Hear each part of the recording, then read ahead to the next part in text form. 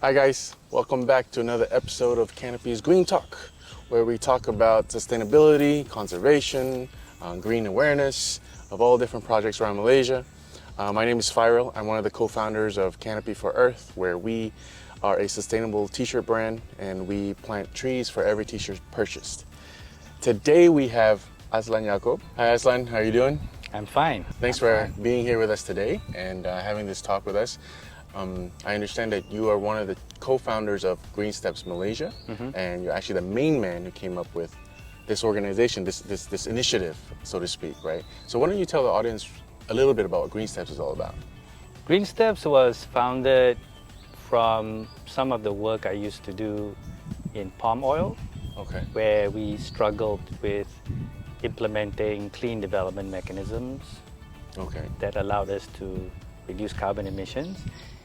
And what happened was the palm oil industry had a challenging time to adopt such technologies.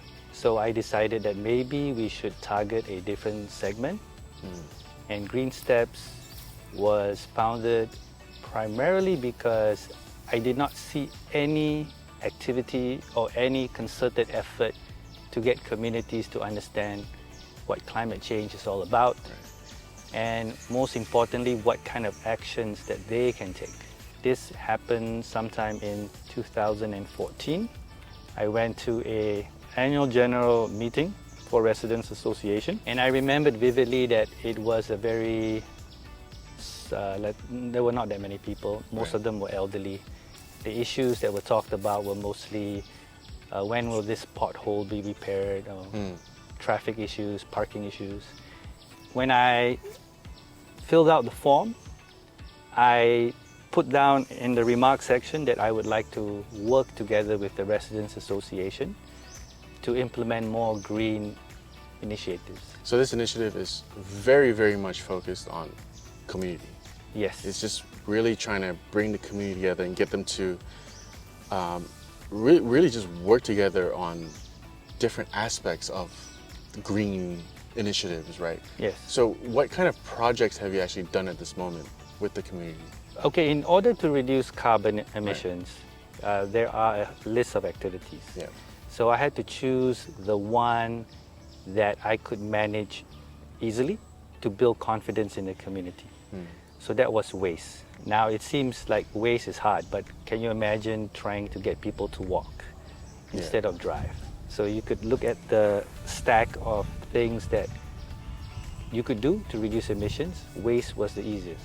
So we started in 2015 a composting workshop. Now the thing that I was surprised with was when we did the workshop, roughly 50 or 60 people showed up. Oh, okay. That was your first workshop? That was our first workshop. Okay. It was done by an NGO and the Residents Association. So we did a workshop and suddenly I saw 50 or 60 people. And sorry, and then this 50, 60 people were from the current community, and Yes. right now you're based in Taman Tun, right? Yes. Okay, so it's like the Taman Tun residents showed up.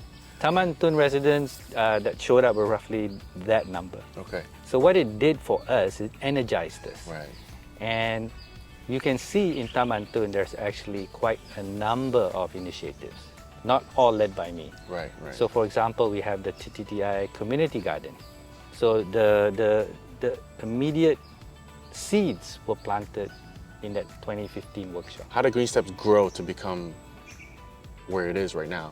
Around 2018, we got our first break. We got a grant from CIMB Foundation. Okay. So that grant allowed us to test the idea of composting in the community. So we had a machine from a company. It was small, about this size. And then we brought that machine to the police station, to the mosque, and to the school, one of the schools. So we brought the machine and we could see the kind of reaction that the community had towards this initiative. Yeah, the machine and how the machine. This compost. Yeah, you could kind of see like people start thinking through some new ideas. Right. Finally, we settled on an eatery called Muka, and we placed the machine there for a few months. That's where I discovered how used coffee grounds was a fantastic input for compost. So we just kept on putting used coffee grounds and all the different bits and pieces of leftover food. And we made compost. And we even gave the compost away for free. So that project ended, and we decided to do a crowdfund with LaunchGood to see whether people actually gave money and who gave money to our program. And LaunchGood is a global crowdfund platform. So we managed to raise some money from that as well. And it was to start the expansion of our model. At that time, we used to collect coffee grounds, and we brought it to the urban farmers. Now, the challenge with bringing coffee grounds is that it's very heavy. Right. And my car had the shock absorbers and the suspension were affected, so I had to was that repair. heavy? I mean, yeah, we used to move easily 100, 150 kilograms. Wow. And the car I used at that time was my Volkswagen Polo. Oh, right, okay, yeah. So, and then we had different people take. We had one group from Penang that wanted to start a community shuttle, which was another initiative. But because of MCO, we couldn't continue. And how many compost rings do you have at the moment? And it's basically just around Tamatun, right? Yeah, so right now we have 3, all located near Lorong Datuk Sulaiman 1 and 7. Okay. We just got a grant, and with the grant, we will set up another 9 times 2, 18 compost rings. And there will be one or two will be here. And then we will have them a lot closer to the merchants. The whole idea is when we take the dry leaves, we put them in there, which, by the way, dry leaves today, they actually go to a landfill. Oh, okay. Yeah, so they're not composted. There's no composting processing center. Right. So now we divert. So we save money from the diversion. And then the idea now is for the merchant to place the used coffee grounds in the ring. Right. So this is a behavior change, or the first green step that someone will take in order to do something for the climate. Right. And how has that been received at this moment in time with your merchants? Are they doing it consistently? Yes, so we have about 5 merchants that do it consistently. Okay. And we are now about to start with our project, where we combine Alam Flora, SW Corp, DBKL, the merchants and the community to come together to create a zero waste township in Tamatun and Kampung Sungai Penchala. So we receive a grant for that, and we are now developing the SOP on what the residents would do, what the merchants would do, how much data that we collect, and it's all keyed into the system. Once it's in the system, we created let's call it an exchange of value. Right. Yeah, that's what I was wondering. I was reading about that. You have the exchange of value, exchange of points or something. Yeah. That goes to the app, right? Yeah, so our app uses a loyalty point mechanism to give you your value for doing the right thing. Right? So composting, we have a formula that we developed. So you get points, and then you exchange the points between the merchants. I would dare say that this is the first carbon system where both parties reduce.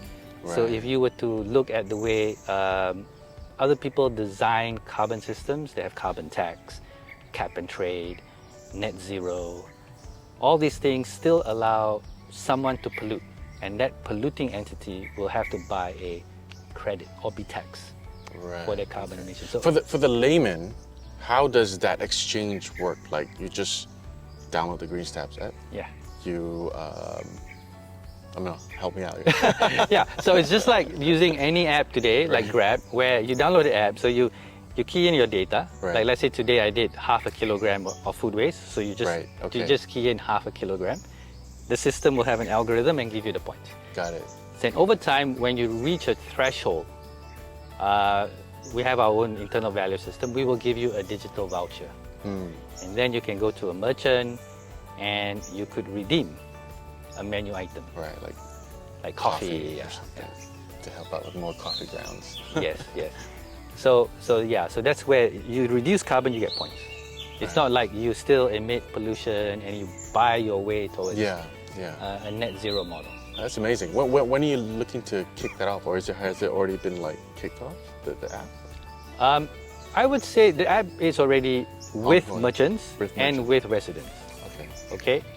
The only element that we have not started in full swing is the digital vouchers, which Right. will start in a month or two. Yes. So Azlan, why do you use coffee grounds as a form of composting? Well, why not something else? We went around Tamantun and we discovered that there's almost 200 eateries in Tamantun. Out of 200 eateries, 100 or so are Western restaurants.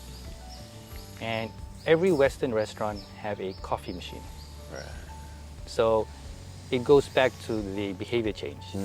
And what we also noticed was that used coffee grounds in a composting environment is they have a lot of rich nutrients and it does not attract pests. Okay. So when you put coffee grounds and leaves, there are no cats or dogs or squirrels that will... Right. Compared to just putting like food waste. Yes. Right. But you mix it together with Yeah. the coffee grounds. And people actually, we design the system so that people do not need to intervene too much. So they just put it in, and then we just put in the leaves, either myself or the Alam Flora workers, and it just gets stacked up. But the most important thing is that it doesn't smell, and it does not attract rodents. So Azlan, how does the Green Steps app actually measure the circular economy? Okay, that's an interesting question. What we do is we just measure certain behavior parts. So the behavior part that we want to measure is that food waste is no longer sent to a landfill, where when it accumulates, it breaks down into a non-oxygenated environment. Right. And it produces methane. Methane as a greenhouse gas is very powerful. So depending on which report you read, it could be 21 times more powerful, 25 times more powerful, or 80 times more powerful. But it is a very powerful greenhouse gas. So by diverting the food waste from the landfill and into a compost ring, where it is aerated, it doesn't produce methane. Right. So it's a natural process where carbon dioxide is emitted, water and all that. And how it helps with circularity is that the food waste now goes back into a planting environment where the urban farms can use it, gardening, gardeners could use it, and then that compost will then be part of the input for trees and for plants. And then we consume it back, and of course the food waste goes back and it becomes circular. Right. In parallel, we also do upcycling of plastics. So our partner is investing in a chemical depolymerization plant. And what happens is that the plastics that we collect in a neighborhood gets turned back to its original molecules and to be made into resins. It's almost 100% pure. Right. And then it goes back into plastic production. So those are the two things that we are doing on the waste streams. Right. And you had a few upcycling community events as well. We are actually trying to move away from the cleanups Right. and into the source separation, Okay. so that we nip the issue, we nip in the bud the issue of how the waste gets into the environment. Yeah. So going into behavioral change, right? What has been the biggest challenge in that aspect? Because behavioral change is also depending on how much people really want to pursue being green, right? How do you convince people to do what you want to do and all these good things? So this year, with the grant and the participation of the authorities, Alam Flora, SW Corp, BBKL, and our waste innovators, we planned to collect every single item and recycle it. And all the food waste is converted into compost. How are you collecting them? Are you going like the house to house? House to or house. House to house. So the challenge is a design challenge. Okay. So currently, someone like Alam Flora, KDEB Alam Flora, these are the concession waste collectors, they would come and pick up. But the way they pick up is it's not suitable for recycling. Okay, I'll give you an example. Twice a week, they would collect something called domestic waste. And our domestic waste is basically anything really, food waste, plastics, anything. They'll just collect it.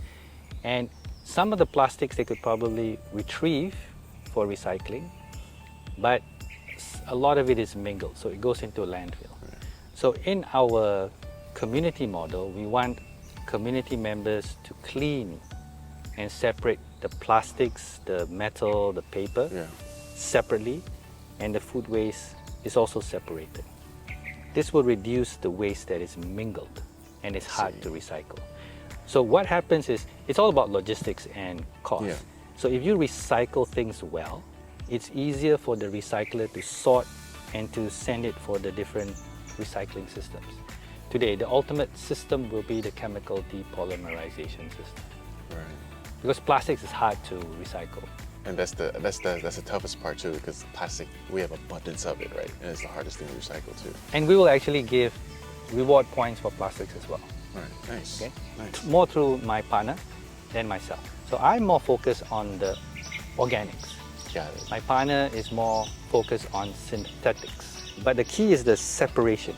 Once you separate, it becomes, you can actually create a lot of wealth. A lot of startup companies can actually come in and develop a business because you managed to separate the waste. And you separate it in a sort of volume, and you have the logistics to help collect and to store and to sort.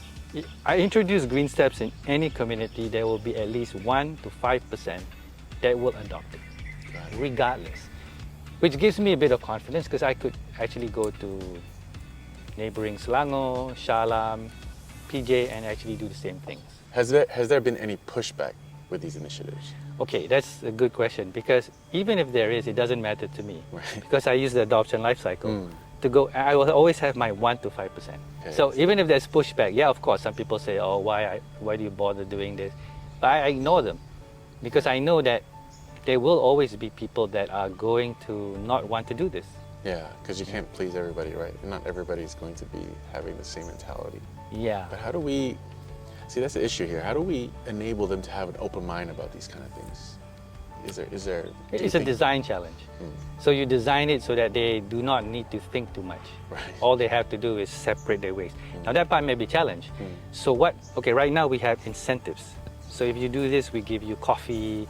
We'll have, with a consumer appliance company, we will have prizes where you can win refrigerators and all that if you compost. Compost, yeah. But eventually, and this is done in many countries, if you don't behave accordingly, you will get penalized. They call it pay as you throw. So in some countries in Asia, if I'm not mistaken, I think Korea is one, Taiwan, I think Japan, these countries already have pay as you throw model. So if you want someone to take your trash, you have to pay them. Right. How do you, if you had somebody sitting in front of you telling you what you're doing is admirable, but it's not going to work, or this is something it's going to take forever, by the time something gets done, we probably won't be around anymore. So how do you communicate to them that this is something important that we should be looking at for our future? First, I will try to avoid talking directly about any issue. Second, the way to change behavior is a bit like a political development process. You need to create groups, and then eventually you will reach a reasonable minority, which I believe is 30%, and then eventually that 30% will become 50%. Just to give an idea, WhatsApp as a technology, we were working on it in 1995 when I was a product manager for Motorola. Oh wow, okay. So that technology of sending messages, when we started, we managed to only get about 200 people. Now everybody have WhatsApp. So you can see that the evolution of adoption follows a certain pattern if you do it in a concerted way. Right. Actual behavior change will eventually be government, business, operators. The bigger entities. The bigger entities, they will have to change. So someone who runs a landfill or runs waste concession, they will have to change. they will have to start using digital tools. They will need to be better at community engagement. So how do you think we can get people to be emotionally invested in Green Steps, for example? Okay, Green Steps is part of Green Steps is our digital capability. So the way we are designing it is that everyone can have a Green Steps account. Now, we talked about waste treatment, waste management a lot, but in the app there is a feature for you to walk, to cycle, take MRT, basically not to drive a car. And there's also functions in there where you could volunteer your time, you can grow your own food, you can consume the local urban farm foods. All of that, the algorithm for carbon emissions reductions and other values are already embedded in there. Yeah. So as a start, you can download the app. There are 3 accounts: individual, household, and business. So as I mentioned, the individual, you can volunteer, walk and cycle, don't drive, take public transport. Our app already has the formulas for you to get points. Nice. And also it enables corporations to be involved. Composting is in the household account, energy efficiency, water efficiency. So what we hope to also create is a marketplace, a business ecosystem where you could actually buy things that we ourselves have verified as having emissions reduction. Right, yeah. And also a cluster of urban farms can come together and start to sell. And we will top the value with the carbon emissions from you not having to buy the same thing from, say, Cameron Islands. So that cost of transport is already factored in. But I have a team, and we hope to launch our first version of what walking and cycling micromobility would look like in an urban setting. So give me maybe you come back, talk 3-4 months later, and hopefully the team will be ready and we could actually show Malaysia and the Tamantun community, if you reduce cars, if you redesign roads and pavements and how vehicles flow, this is a template. Kuala Lumpur spends 260 million ringgit on waste. Malaysia, I'm not sure the exact numbers, almost 3 or 4 billion. We can now take that money and it can be reallocated for other things. Maybe infrastructure, maybe a social welfare system, because we will reduce the burden of waste, which is a burden that the way the government does it is they will collect assessment, tax, to go and pay for waste collection. So now we could actually reduce that considerably. So thanks, Azlan, for being here on our Green Talk. We really appreciate everything you've been sharing with us. If you guys want to know more about Green Steps, check them out on greensteps.my, as well as Green Steps Malaysia on Facebook, right? And what was the IG again? You guys have Green Steps Malaysia. Green Steps Malaysia as well. And if you have any questions for Azlan as well, just DM him. Sure. But thanks, guys, for joining us. We'll see you next time for another episode of Green Talk.